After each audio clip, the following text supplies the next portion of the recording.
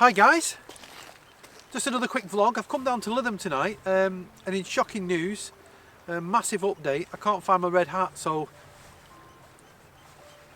I've got the old blue one on tonight. It's a bit cold around the old ear holes.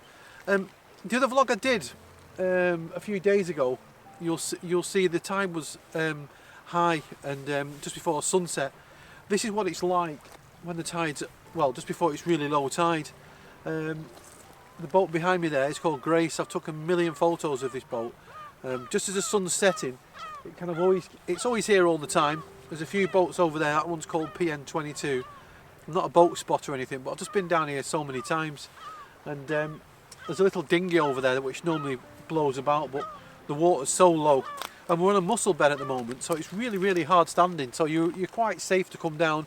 There's a little path for you to walk on there with the old fishing, the old fishermen used to use. But this is going to be the subject, and as you can see below me there, or just in front of me, the tide goes out fairly quick.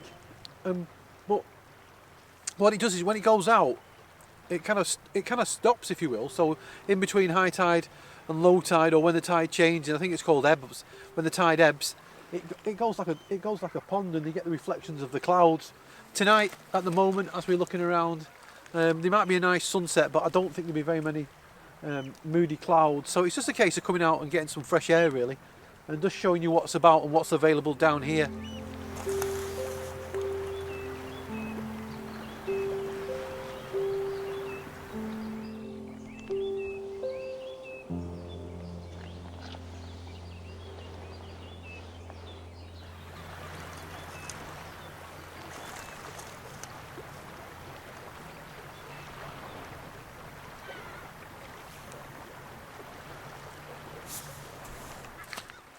So as you can see, I've turned the camera around now, and I'm facing towards Southport and out towards the Ribble Estuary. And you've got one boat there, one in the distance, and there's an aluminium boat or a tin boat that's on the side of the shore.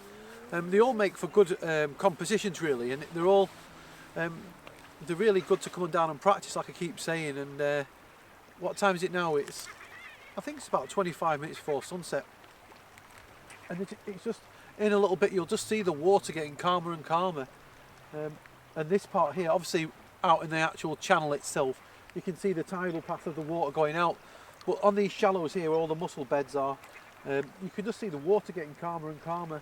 And what will happen in a little bit is you'll just get the reflections as these, I think that's an oyster catcher there going flying past. But it's just a beautiful place to come and sit and relax. Come and bring your butties, just come and sit here all day, to be fair. Or you can follow the tide in, follow the tide out, and just spend a day being happy doing photography.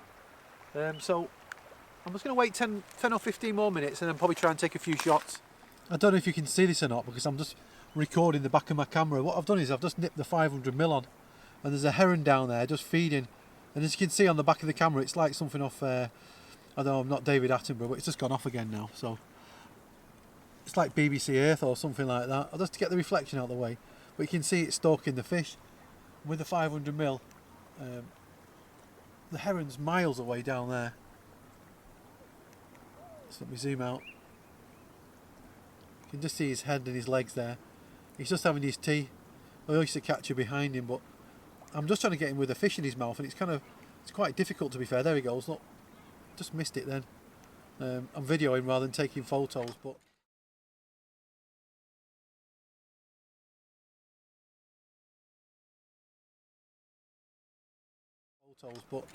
anyway, we'll crack on. And there's, just before I stop, there's a Grace. The sun's kind of hitting it, but I'll just spin round now, and what I'll show you is, if I can just zoom in there, I'll just zoom into 70mm. I can't, it's just not going to do it really. But if I just dial the camera down, that's the sun going to set in a bit.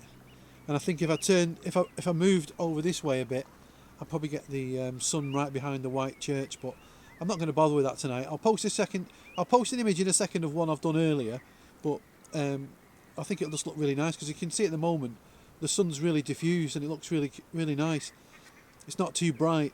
So anyway, I'll crack on with what I've got to get on with, and I'll keep you updated in a moment.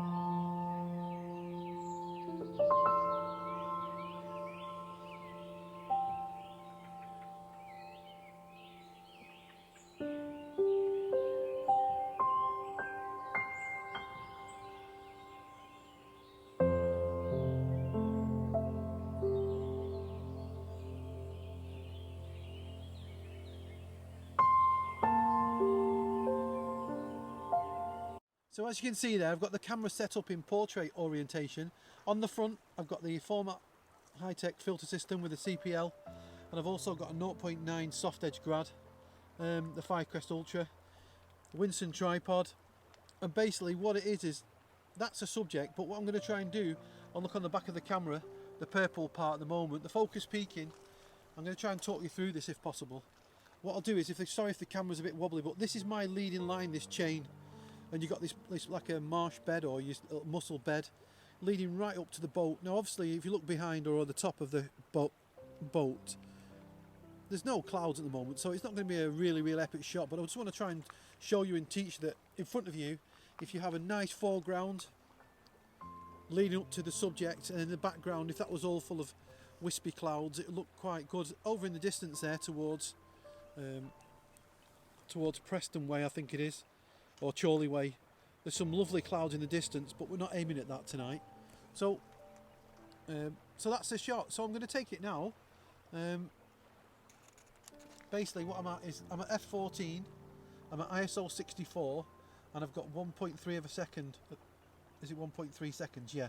So I'll take this shot, and if the image is any good, I shall post it in a second.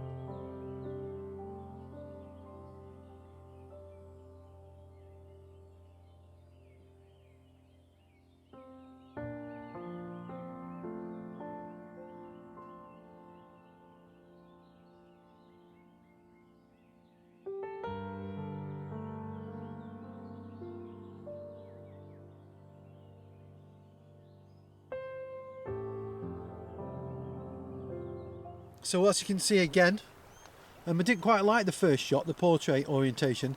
It seemed to be a bit cramped in the foreground. So all I've done at the moment is I've just turned the camera round to landscape orientation, and as you can see in the distance, well not in the distance, in the foreground itself, I've just turned the camera on the back of the Z7. You can see all the purple focus peaking. That's where I'm focusing at. I would say I'm about two meters away from that. And I'm at f14, and that's going to lead up to this grace, the boat, the orange boat. Now at the moment, like I said a moment ago, we haven't got the glorious clouds above us, but it's just trying to show you what you can kind of do and what you can use as your foreground leading up into your shot. Because if I just move forward now in front of my camera, and like I say, it's quite safe to walk on. If I move to this kind of shot like this, although the waves are making a nice subject in the foreground, I think it looks a bit flat and boring. I mean, if you come down a bit lower, you've got some more rocks there. That looks a bit better. That'd make a nice shot. Not too much horizon, with the weather being not as good as it should be. But there's lots of different things you can do. If I just move the camera around a little bit, there's lots of big rocks here that you can use. Even an old mussel or something you could use. That'd make a quite nice shot. So just before you take your shot, just take 5 or 10 minutes to look around and just see what shot. I mean, if you look this way, there's another bit of rope leading out. You could use that. And as, like I was saying to you before, if you can see these pools of water here, what happens is, normally when the sun sets and you've got lots of clouds above the boat, they're like mirrors and they look really good. So if I come down here and looking back to where the sun has just set, I'll just dial it up a little bit so you can see. I'm not too sure if you can see that or not, but you can just see the reflections of the clouds. And they look really good. And this is a video that hasn't got a polarizer on it, but you can just turn the polarizer and you get some beautiful reflections in the, beautiful cloud reflections in the water. And this is like a pond. And it's like this literally every night, because what happens is at night time the wind drops, and this is like this nearly every time I come down. Or it's a total extreme where it's really wavy, but 9 times out of 10 on the Fylde coast, because you're so low down, if you look this way now, if I just turn the camera back to where my camera is, if you see there, I literally have to, that's me lifting the camera up probably 8 foot, so we're 8 foot lower than the beach, if you will, so we're kind of in a little sheltered bit down here. There's a fish jump up, there's all sorts to see here. That's why the heron's stalking around. I mean, it looks really nice, to be honest. It's like I say, I'm walking down here, we're on a mussel bed. Lots of cockle beds, sorry.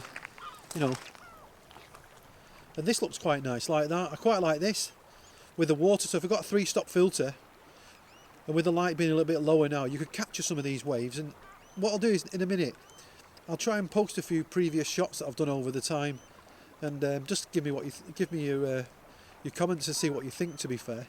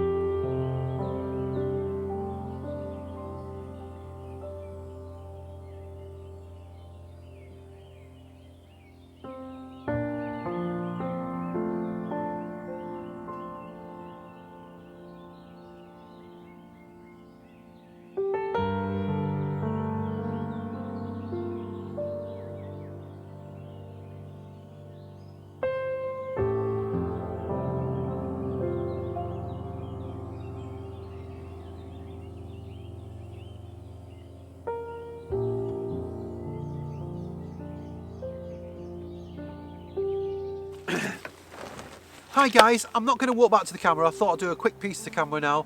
I really hope you enjoyed this vlog. I really hope you enjoyed the location. I'm leaving now at the moment, and there's some epic colours over towards Blackpool, but do you know what?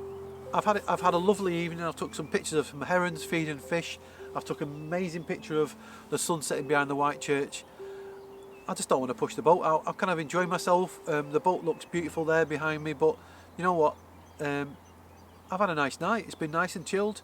I just wanted to say thank you to everybody who liked my last video in Lytham.